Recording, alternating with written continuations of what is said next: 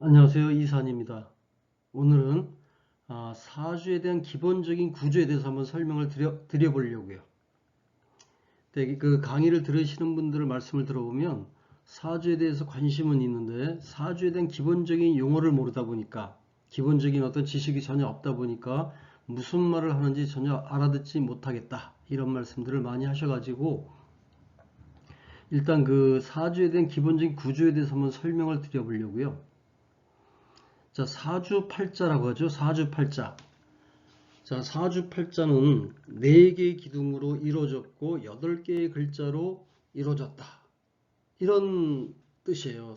별 얘기 아니죠. 우리가 애구 내 팔자에 할 때 그 팔자가 바로 이 사주에 나오는 팔자를 말하는 겁니다.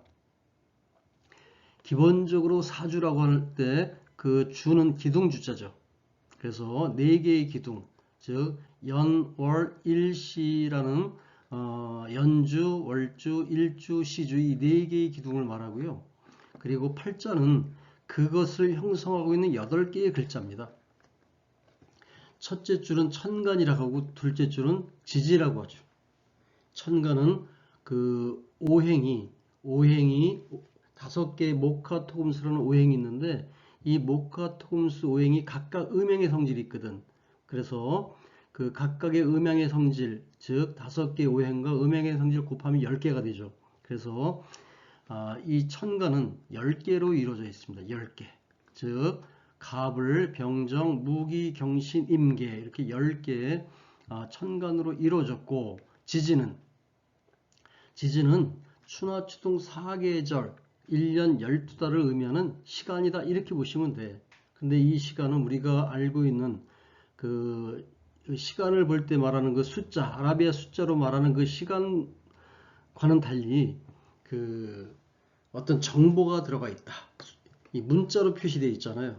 그래서 이것은 그 자축, 인묘, 진사오미, 신유, 수레 이렇게 12개의 글자로 그 12개월을 상징한다. 그런데 그 속에는 각각 계절의 기운들이 내포되어 있다. 뭐 이렇게 생각하시면 돼. 그래서 추나 추동 사계절을 의미하고 온난조습 기후를 표현한다. 이렇게 보시면 되고. 자, 우리가 사주라고 하는 것은 뭡니까? 우리 인간이 태어난 생년월 일시를 가지고 이것을 천간과 지지로 전환해서 우리가 사주팔자를 만든 거지. 그래서 예를 들어서 지금 23년도 10월 3일 16시 36분에 이 사주를 열었더니 이렇게 표현이 된 거죠. 이것이 생년월일이라고 했을 때, 자, 그래서 여기에서 기본적으로 일주가 바로 납니다. 이 날을 표현하는데 여기서 일간, 그죠? 이 천간과 지인데 이 천간을 뭐 예를 연간, 월간, 일간, 시간 이렇게 표현하죠. 그래서 이 일간 갑이 바로 이 사주의 주인공인 바로 내가 된다. 이렇게 보시면 돼. 그래서 야 나는 어떠한 성정을 가지고 있을까 했을 때는 이 갑의 성정을 해석해 보면 되는 겁니다. 갑의 성정. 그래서 나는 갑의 성질, 갑목의 성정을 가지고 있어. 이렇게 표현하는 거지. 그리고 이 일간을 기준으로 해서 오행생극, 그죠? 상생과 상극이라고 하는 그런 작용을 통해서 십신과 육신을 발현한다. 이 십신은 바로 여기에 나오는 편인, 정관, 정인, 겁재, 정관, 상관, 편관 이런 것을 말하는 거고 즉 이 갑과 이 신금의 관계, 즉 금극목이 돼요.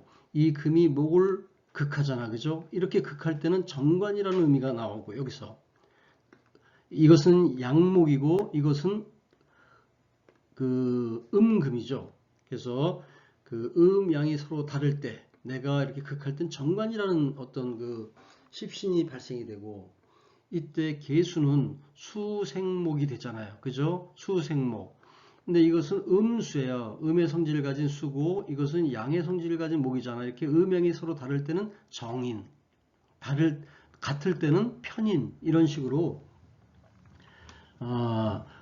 이 일간을 기준으로 해서 각각의 7개의 이 천간 지지와 오행 생극 작용을 통해서 이러한 것들을 만들어내는 거예요.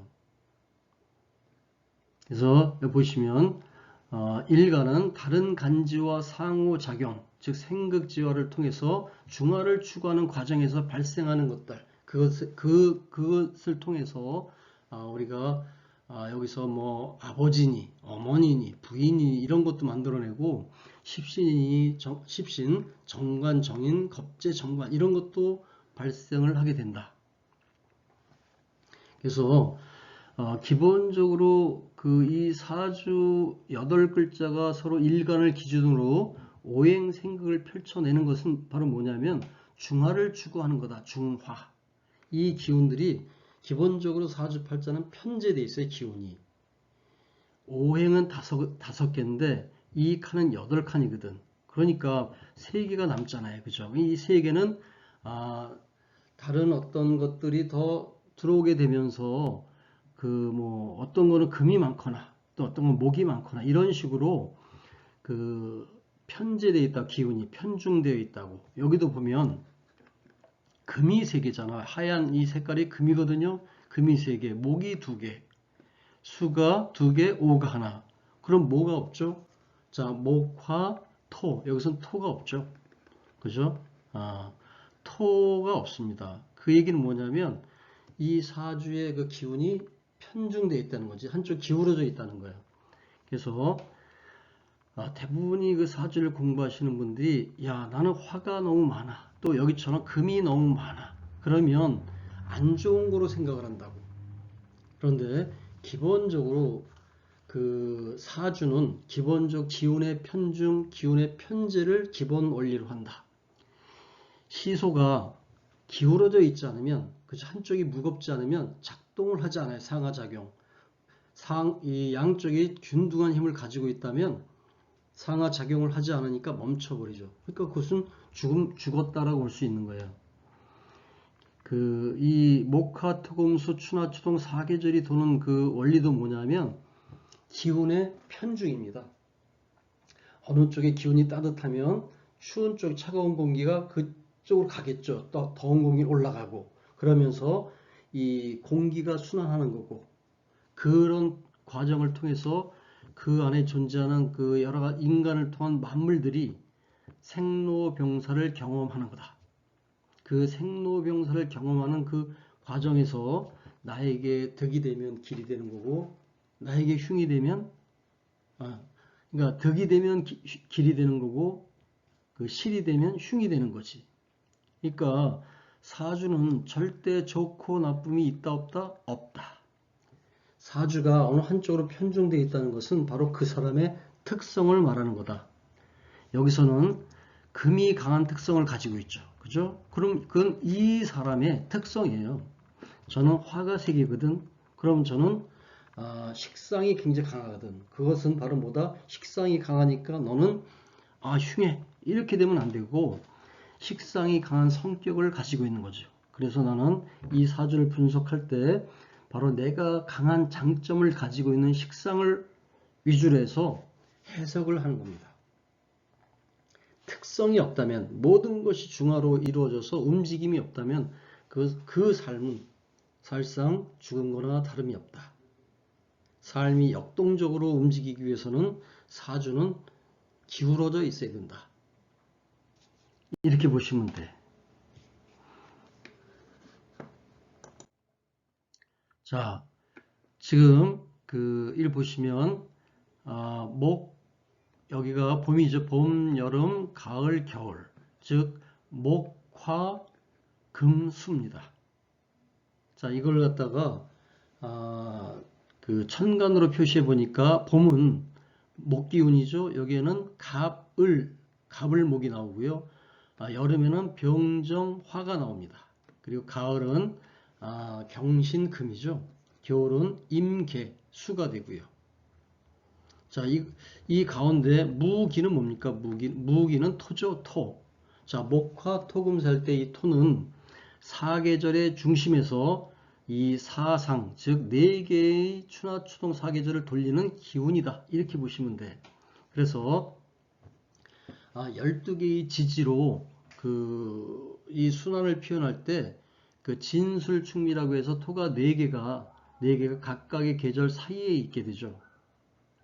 그게는 천간으로 봤을 때 그 이치를 알 수가 있는 게 천간으로 봤을 때는 이 목화토금수 갑을병정 무기경신 임기 중앙에서 무기가 작용하고 있는 거다.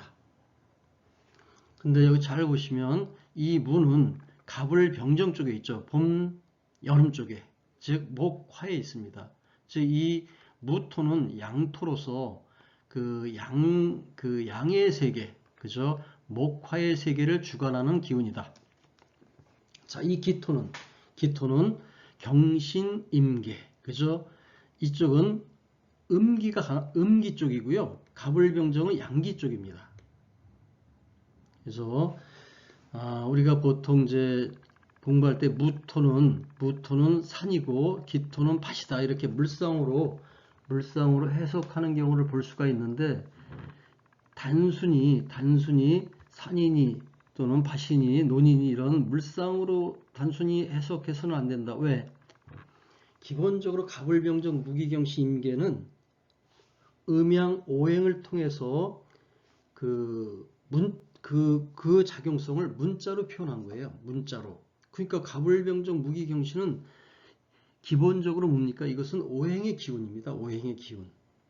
이걸 갖다가 오행의 기운을 무시하고 그냥 그 물상 쪽으로만 보게 되면 그것은 좀 더 원리를 벗어난 거다 이렇게 볼 수 있고요. 물론 기본적으로 음양 오행을 기준으로 해서 물상을 접목하면 좋죠. 자, 이걸 갖다가 우리가 그 문왕8개 주역입니다. 주역의 8개를 표현한 겁니다. 자, 주역 8개를 보게 되면 8개하고 우리가 그 목화토금수 이 추나추동 이것을 서로 일치가 돼요. 예를 들어서 이 무토를 봅시다. 무토는 바로 이쪽에 있죠. 그리고 기토는 여기에 있습니다. 우리가 명리를 하시는 분들은 이 기토에 대해서는 잘 알고 있을 겁니다. 예를 들어서 이 여름인 화에서 이 가을인 금으로 넘어가려고 하면 화극금이 돼가지고 서로 극하는, 그죠? 금화 상쟁을 하게 되잖아. 그래서 토를 중심으로 해서 화생토, 토생금으로 해서 상생으로 전환을 하게 되죠. 이 토 기운이 있음으로 해서 화생토, 토생금이 됩니다. 이게 바로 경신, 즉 이 태금과 건금으로 상징되는 이 경신이 바로 가을이고 임계가 겨울이잖아요. 그래서 이쪽은 후천 세상, 즉 음이 주도하는 후천 세상이 되는 거고, 그래서 바로 이 곤토는 후천을 상생으로 시작하게 하는 기운이다. 이렇게 보면 돼요. 그래서 요즘 나오는 종교에서 보면 그 후천 세상으로 지금 진입하고 있다고 말하잖아. 그게 바로 지금 이 토 기운이 작용하고 있다라는 거예요. 토 기운이. 여름에 뜨거운 그 열기를 화생토로 받아들여서 그 열기를 식히죠. 그리고 가을 금기로 넘기는 겁니다. 이 여름의 과일, 이 화계는 그 병은 꽃이고 정은 열매로도 상징될 수 있어요. 이 열매가 땅에 떨어지면 이 곤토가 이 열매를 삭혀서, 그죠? 껍질과 알맹이를 분별합니다. 그래서 알갱이만을 이 가을로 넘겨주죠.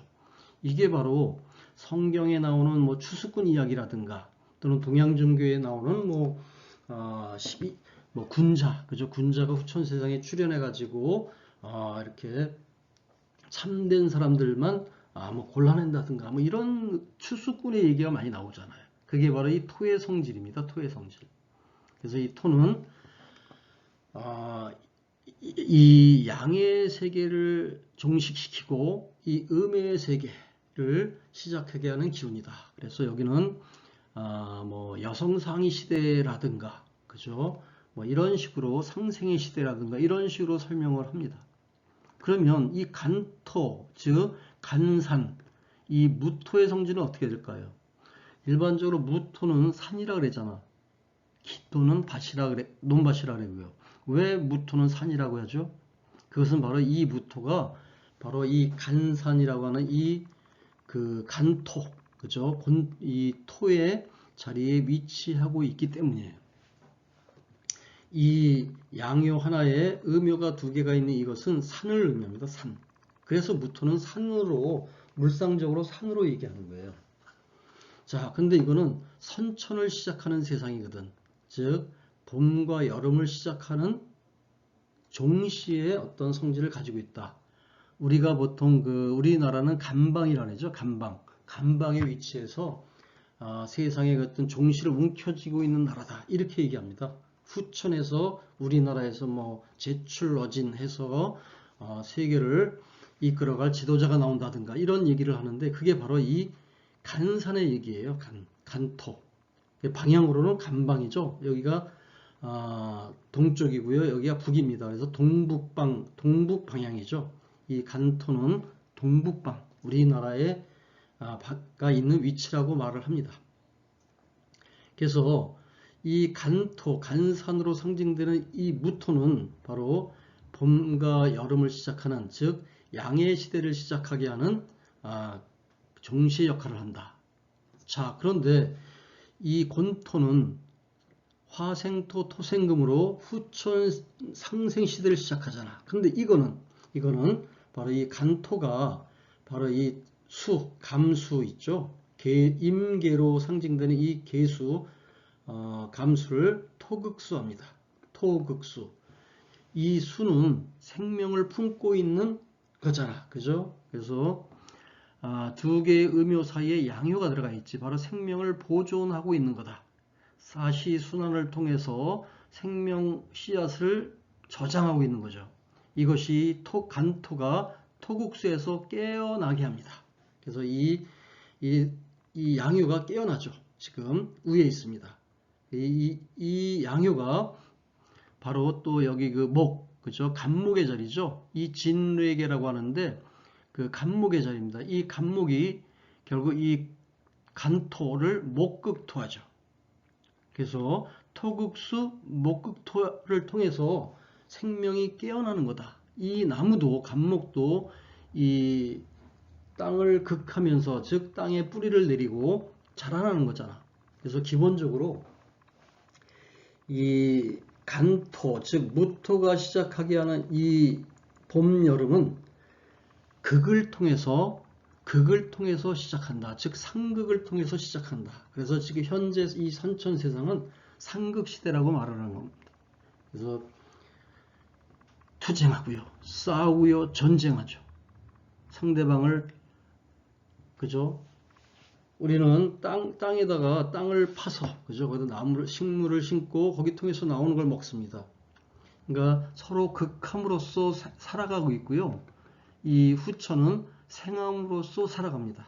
그래서 선천은 상극시대, 후천은 상생시대 이렇게 말하죠.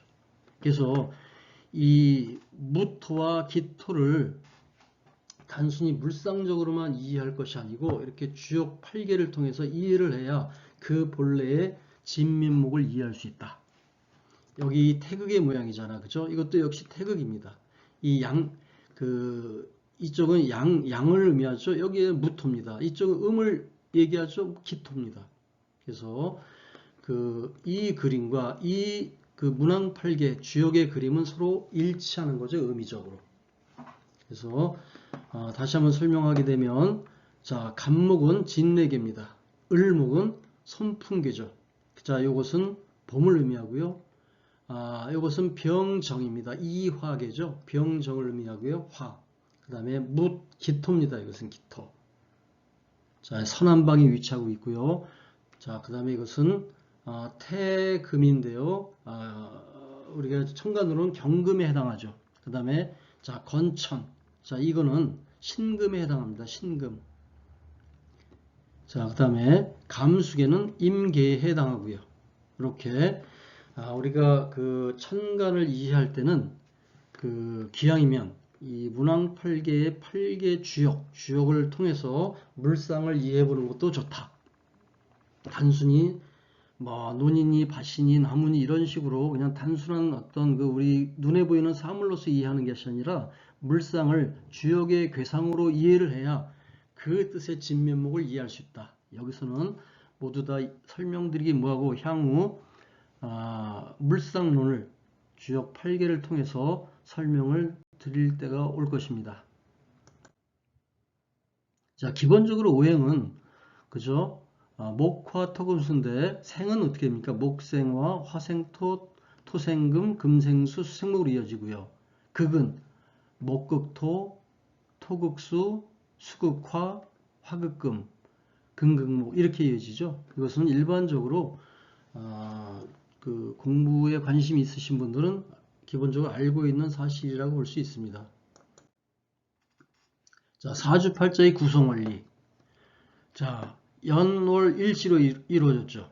그죠? 이 위에 첫 줄은 천간이고 두 번째 줄은 지지라고 그랬죠. 자, 천간은 좀 추상성입니다. 추상성. 그 다음에 지지는 현실성. 그죠? 우리가 살아가고 있는 봄, 여름, 가을, 겨울을 의미하고 이 천간은 목화 토금수라는 오행을 상징하는 거다.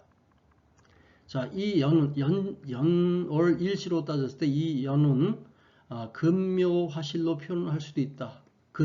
근본이죠, 뿌리. 그다음 묘는 싹입니다. 그리고 화는 꽃이고요. 그래 실은 열매죠. 이거는 시간으로 보게 되면 과거, 현실, 현재, 미래를 상징하고 또 육친관계로 보게 되면 여기는 조부모가 되죠. 그리고 월은 부모가 되고 일은 부부가 되고 시는 자녀가 됩니다. 나에게 자녀는 미래죠. 그 다음에 이거를 뭐 시간 관계로 보게 된다면 연은 뭐 유치원이나 초등학교 정도. 그 다음에 월은 아직 결혼하지 않은 미독립 상태, 부모 아래에서 아직은 생육을 받고 있는 상태. 즉 중고등학교, 대학교까지 볼 수 있습니다. 요즘 대학생들 다 부모를 벗어나서 독립한 상태로 볼 수 없죠. 그 다음에 일은 뭐가 됩니까? 결혼해서 독립한 상태. 그래서 부부가 하나의 가정을, 집을 꾸리고 있는 상태. 이렇게 보면 되고요. 그 다음에 이 시간은 뭡니까? 뭐 나에게는 자녀가 되죠. 또 나한테는 노년이 됩니다. 그리고 미래가 되죠. 다 같은 말이죠. 그리고 내가 꾸린 가정이 되는 겁니다. 그래서 이거를 근묘화실 원리로 설명을 하고 있죠. 잘 이해하면 그렇게 어려운 것은 아닙니다. 자, 그 연주는 보게 되면 태생적 성향입니다. 과거 시제죠. 이미 나는 내가 태어난 것은 내가 선택할 수 없는 거니까 이것은 태생적인 성향을 가지고 있다. 과거 시제다. 월은 자, 월간은 추상적인 사회성입니다. 내가 추구하고자 하는 가치관. 그 다음에 월지는 현실적 사회성, 즉 내가 먹고 사는 직업, 그런 것을 상징하고 있고요. 자, 일지를 보게 되면 일간은 바로 나입니다. 여기서 갑은 나죠. 갑이 바로 나고요. 나를 중심으로 해서 나머지 7개와 상호작용을 통해서 길흉을 해석하는 거죠. 그 다음에 일지, 오화는 뭡니까? 여기서 부부궁이 됩니다. 이것은 부부궁. 부부를 상징하는 거죠. 그리고 시는 미래 시제입니다. 아직 오지 않은 미래. 그죠? 그래서 내가 자유의지로 선택할 수가 있어요. 여기는. 이 연은 선택할 수 없지만 이 시는 내가 선택할 수 있다. 싫으면 안 하면 되는 거니까. 그죠? 그래서 사주 강의를 들을 때 기본적으로 이 사주에 대한 어떤 구성 원리를 기본적으로 이해하고 있으면 그래도 들리는 것이 있을 거다. 그때 들릴 때마다 하나하나 공부해 가다 보면 그 지식이 쌓이고 지혜가 쌓이게 되겠죠. 자, 이 정도로 사주팔자에 대한 구성 원리를 기본적으로 마치겠습니다.